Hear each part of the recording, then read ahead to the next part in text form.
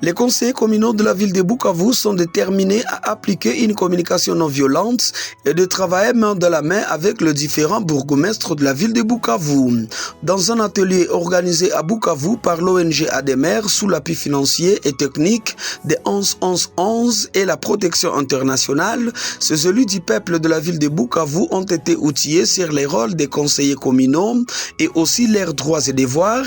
Ils ont été sensibilisés à contribuer dans la maximisation des recettes de l'État et aussi de vivre ensemble avec les exécutifs communaux.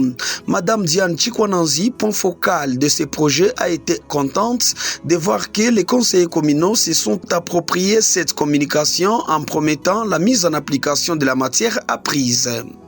ADEMER organise dans la salle Monkauzi aujourd'hui un atelier de renforcement de capacité de conseillers communaux élus de Bukavu. On organise cette activité dans l'objectif de renforcer les capacités de conseillers communaux parce qu'on s'est dit, c'est vrai, ils ont été élus, c'est une première, en tout cas pour la majorité d'entre nous, et on s'est dit, il faut qu'ils soient outillés pour bien mener la mission pour laquelle ils ont été mandatés par le peuple. Nous avons pensé que c'est très important. Et eux-mêmes ont manifesté cette envie d'être formés sur la question parce qu'avant d'organiser la question, on est parti vers leurs différents bureaux afin de recueillir leurs avis sur les thématiques à aborder au cours de l'atelier. Non, mais en tant qu'ADEMER, on ne peut que renforcer les capacités, renforcer d'abord les capacités, leur apprendre comment revendiquer au cas où ils ne sont pas payés, parce qu'on s'est dit, on n'est qu'une organisation de la société civile, on ne peut pas payer les conseillers communaux, mais on peut quand même leur renforcer en capacité sur certaines thématiques et leur apprendre comment communiquer d'une manière non violente.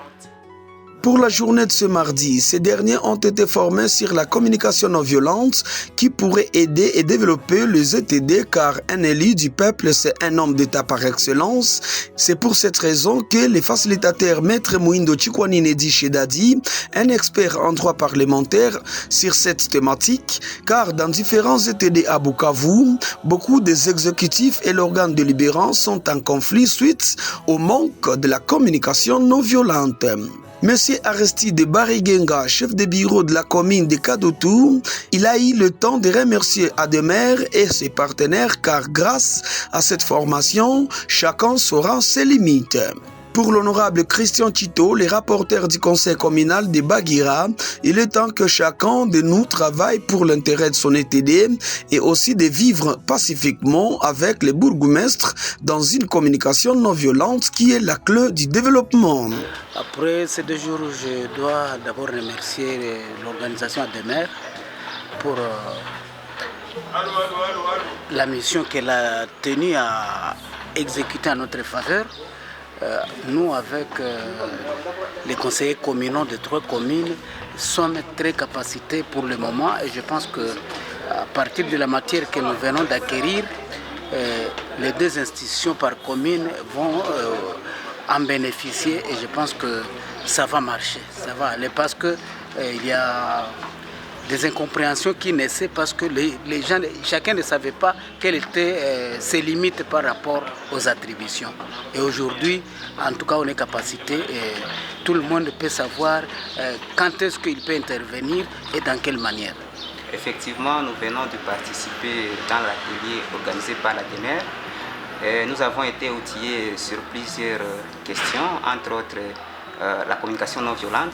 Donc on comprend que il faudrait voir comment cohabiter avec notre autorité communale qui est le bourgmestre. Disons, avec cette matière que nous avons eue là-bas, nous avons compris qu'on ne doit pas effectivement...